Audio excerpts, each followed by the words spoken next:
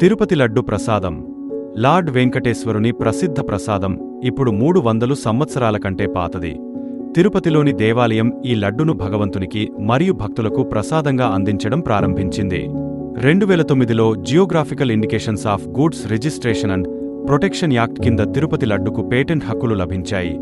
తిరుపతి లడ్డు లేదా శ్రీవారి లడ్డు అనేది భారతదేశంలోని ఆంధ్రప్రదేశ్లోని తిరుపతి జిల్లాలోని తిరుపతిలోని తిరుమల వెంకటేశ్వర ఆలయంలో వెంకటేశ్వరునికి నైవేద్యంగా అందించే లడ్డు స్వీట్. ఆలయంలో దర్శనం అనంతరం లడ్డును భక్తులకు ప్రసాదంగా అందజేస్తారు. తిరుమలలో ప్రతిరోజు సుమారు 3 లక్షల లడ్డులను భక్తులకు టీటీడీ సిద్ధం చేసి పంపిణీ చేస్తుంది. ప్రతి ఏటా లడ్డు విక్రయాల ద్వారానే ట్రస్టుకు దాదాపు 500 కోట్ల రూపాయలు ఆదాయం సమకూరుతోంది. ఇంత ఘన చరిత్ర కలిగిన తిరుమల లడ్డుపైన మిశ్రమీకరణ వివాదం ఏర్పడింది. తెలుగుదేశం పార్టీ అధ్యక్షుడు మరియు ఆంధ్రప్రదేశ్ ముఖ్యమంత్రి ఎన్. చంద్రబాబు నాయుడు చేసిన ఆరోపణల ప్రకారం తిరుమలలో లార్డ్ వెంకటేశ్వరుని ప్రసాదాలైన లడ్డు మరియు ఇతర ప్రసాదాలను తయారు చేయడంలో జంతు కొవ్వుతో కలిపిన నెయ్యి ఉపయోగించబడింది. ఇది ఇప్పుడు పెద్ద రాజకీయ వివాదంగా మారుతోంది. గురువారం మధ్యాహ్నం యువ శ్రామిక కాంగ్రెస్ పార్టీ నేత మరియు మాజీ తిరుమల తిరుపతి దేవస్థానం చైర్మన్ వైఎస్ సుబ్బారెడ్డి తాడేపల్లిలో మీడియా సమావేశంలో ఈ ఆరోపణలను ఖండించారు. నాయుడు తిరుమల దేవాలయాన్ని మరియు లక్షల కోట్ల హిందువుల విశ్వాసాన్ని దెబ్బతీయడానికే ప్రయత్నించారని ఆయన ఆరోపించారు.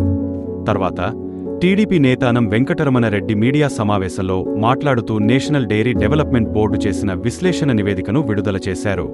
ఆ నివేదిక ప్రకారం నెయ్యి నమూనాలో సోయాబీన్, సూర్యకాంతి, ఒలివ్, రేపసీర్, లిన్సీర్, మకాయ, కాటన్ సీర్, మత్స్య నూనె, కొబ్బరి, పామ్ కర్నెల్, పామ్, బీఫ్టలో మరియు లార్డ్ వంటి విదేశీ కొవ్వులు ఉన్నట్లు వెల్లడించారు. జాతీయ మీడియా నివేదికలోని అంశాలను హైలైట్ చేయడం ప్రారంభించడంతో నాయుడు నేతృత్వంలోని టీడీపీ అధికారంలోకి వచ్చిన తర్వాత జూలై 17న శాంపిల్ను పరీక్షకు పంపారని, జూలై 23న నివేదిక రాబట్టారని వైఎస్ఆర్సీపీ ఎదురుదాడి చేసింది.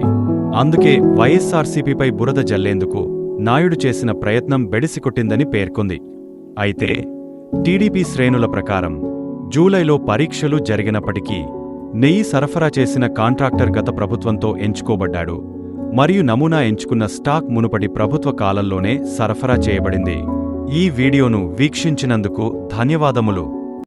మీరు కూడా మీ అమూల్యమైన కామెంట్స్ని కూడా తెలియజేయండి.